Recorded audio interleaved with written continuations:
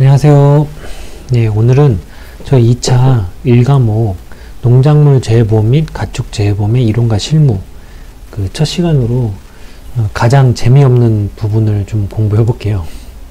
가장 재미없는 부분일 수 있는데 그래도 상대적으로 시험 점수를 따기가 그래도 가장 좋은 부분 중에 하나예요. 이제 저희 1과목 그 목차 업무 방법서 목차를 보게 되면요. 그 농작물 재해보험과 가축 재해보험 이렇게 보시게 되는데요. 이 목차에서 보시는 대로 보시는 것과 같이 예를 들어 농작물 재해보험에서는 통칙, 신계약, 인수, 심사 업무, 계약 관리, 품목별 인수 기준 이렇게 내용이 있는데요. 사실은 여기 보시는 것처럼 1, 2, 3, 4장까지는 사실은 몇 페이지 안 돼요. 그런데 이 텀이 지금 한 300페이지가 넘잖아요. 대부분이 이 품목별 인수 기준 이런 문제 이쪽에서 많이 나오거든요. 이제 내용 자체가 범위 자체가 많기 때문에 그래요. 그런데 이 앞쪽에서 이제 문제가 많이 나오는 것들은 사실은 그래도 상대적으로 좀 점수를 따기 어렵지 않은 내용이니까 반복해서만 보고 어떤 내용들인지만 파악을 하고 있으면 그래도 그나마 상대적으로 점수를 쉽게 가져가실 수 있는 부분들입니다. 가축 재해보험도 보시면 이제 가축 재해보험 자체는 이 농작물하고 비교했을 때 상대적으로 내용 자체가 많지는 않아요. 소, 말, 돼지, 가금류 이런 정도인데 일단은 오늘은 첫 시간이니까 가장 재미없는 내용들부터 좀 보겠습니다. 이제 용어의 정리 부분입니다. 빈칸 넣기로 문제가 많이 나오고요. 그래서 상대적으로 점수를 따기는 나쁘지 않습니다. 정확하게 내용만 알고 있으면 쓰기만 하면 되는 거기 때문에요.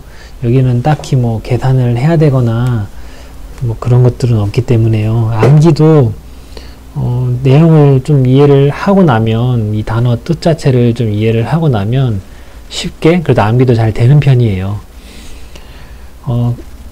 이 공부를 하면서 좀 가장 잠이 오기도 하고 지루하기도 할 수 있는 부분들인데요. 그래도 다 겪어야 하는 부분이기 때문에 한번 같이 보도록 하겠습니다. 목적. 그러니까 농작물 재해보험에 이것의 목적을 말을 하는 겁니다. 이 업무 방법은 농작물 재해보험의 신계약 인수 절차, 계약관리 업무에 대한 처리 기준의 정함을 목적으로 한다. 그러니까 손해평가사 이 업무를 하는데 어떤 처리 기준이 있어야 될 거잖아요. 그래서 이 업무 방법서 이것을 내린다는 겁니다. 기준을 위해서요. 기준. 적용 범위, 농업 재해보험법, 그리고 보험법률, 감독 규정, 회사 내규, 금융감독원에서 정하는 사항 이외에는 이 업무 방법에 의한다. 단 업무 방법에서 정하는 사항 이외에는 품목별 업무 매뉴얼을 따른다. 그러니까 어느 범위에 적용을 할 것인지에 대한 내용들을 써놓은 겁니다. 저는 사실은 여기가 좀 그래도 중요하다고 생각을 했는데 시험엔 그렇게 안 나오는 것 같더라고요. 농업 재해보험법, 보험법률, 감독규정, 회사 내규, 금융감독원에서 정하는 사항 이 외에는 다 이 업무 방법에 따른다라는 거잖아요. 단 업무 방법에서 정하는 사항 이외에는 이제 품목별 또 업무 매뉴얼을 따른답니다. 그러니까 큰 법이나 어떤 기존의 규정 같은 것들이 있으면 그걸 따르는데요. 그 외에는 이제 업무 방법서를 따른다는 거고, 또 업무 방법에서 이렇게 정한 사항이 아닌 것들은 품목별 또 업무 매뉴얼을 또 따로 따른다는 겁니다. 사실은 이것도 법을 공부를 해보신 분들은 당연한 얘기를 사실은 써놓은 거예요. 이제 상위법 따르고 하위법 세부 사항들이 있는 것들은 또 그거 따른다 규정들을.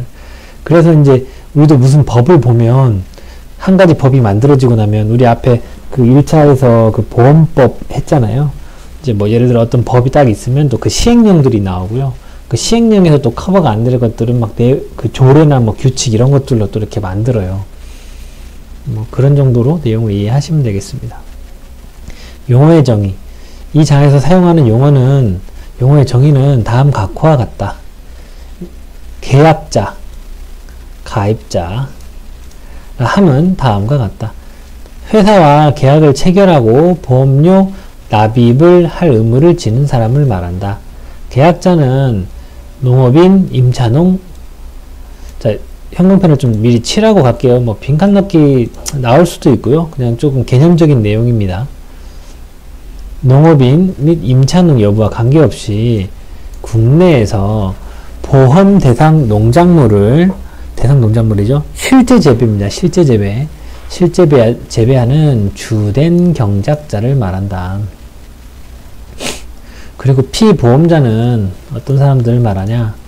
보험사고로 인하여 손해를 입은 사람, 법인인 경우에는 그 이사 또는 법인의 업무를 집행하는 그 밖의 기관을 말합니다. 그러니까 보험사고로 손해를 입은 사람을 말한다는 겁니다. 그 피보험자는요.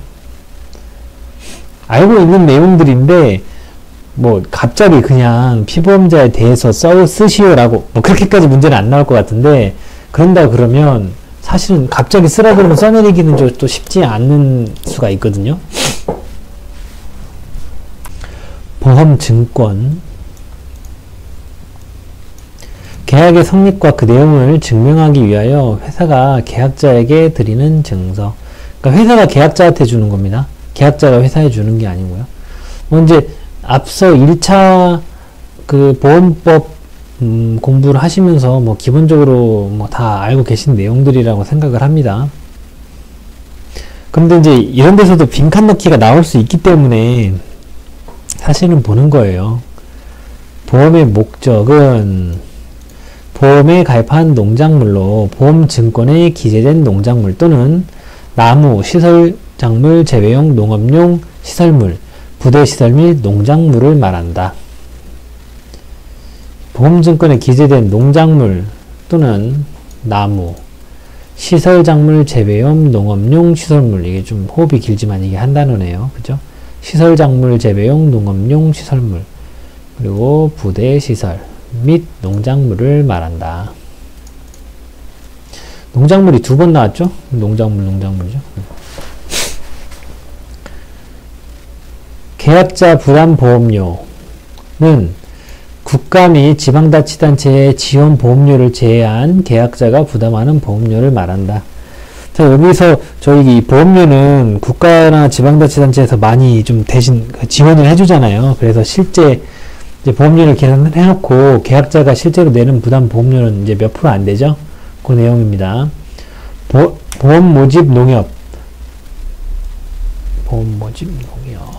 보험 판매사무소는 NH농협 손해보험 주식회사와 농작물 재해보험 업무 위탁계약을 체결한 지역농협 또는 품목농협을 말한다. 네. 그러니까 뭐 이게 만약에 선택형으로 나온다면 뭐 진짜 한 번, 두 번만 봤어도 크게 어렵지 않게 답을 선택을 할 수 있을 건데, 갑자기 단어를 이 빈칸 넣고 쓰라 그러면은 이게 또 좀 생각이 그렇게 안 날 수가 있어요. 다른 단어가 생각난다든지. 그래서 지금 이 단어, 이 용어의 정의 부분은요, 정말 지루하고 제가 재미없다고 말씀드린 게 뭐냐면, 처음 공부하시는 분들은 이게 지금 뭐야, 이 밑줄 치고 넘어가는데 지금 이게 뭐라는 거야. 그 다음날 일어나서 생각해보면 이거 만약에 빈칸 넣기 문제를 하나 저녁에 적어놓고 자잖아요, 가로를요. 그럼 다음날 일어나서 아침에 쓰려고 하면 이게 기억이 안 나요. 뭐라고 써야 될지. 근데 이건 방법은 사실은 처음 보시는 분들은 좀 이게 뭐야 싶을 텐데, 이게 계속 이것만 반복해서 보시지 마시고 일단은 진도를 쭉 나가다가 다시 돌아와서 보면은 당연히 개념적인 내용이구나 이렇게 이해를 하실 수가 있어요. 일단은 뭐 공부를 기존에 하셨던 분들은 뭐 포인트 위주로 좀 보시고, 처음 보시는 분들은 뭐 이런 게 있구나 하고 그냥 넘어가시는 수준으로 일단 처음은 보시면 됩니다. 어차피 1회독이나 2회독하고 시험 보는 거 아니에요. 저희 2차 시험은 최소 10회독 이상입니다. 모집 종사자, NH농협 손해보험 주 통칭 회사라고 합니다. 재보험 업무 위탁 계약을 체결한 지역 농협에 보험 모집 자격이 있는 임직원, 보험 설계사를 말합니다. 모집 종사자는요. 과수원 농지라 하면 한 덩어리의 토지의 개념으로 필지와 지번과는 관계가 없어요. 관계가 없이 과실 농작물을 재배하는 하나의 경작지를 의미한다. 하나의 경작지. 보험 가입 금액이란 회사와 계약자 간의 약정한 금액으로 보험사고가 발생할 때 회사가 지급할 최대 보험금 산출의 기준이 되는 금액을 말한다. 최대 보험금, 보험 가액이란 농작물 재보험에 있어서 피보험 이익을 금전으로 평가한 금액으로 보험 목적에 발생할 수 있는 최대 손해액을 말한다. 회사가 실제 지급하는 보험금은 보험 가액을 초과할 수 없다.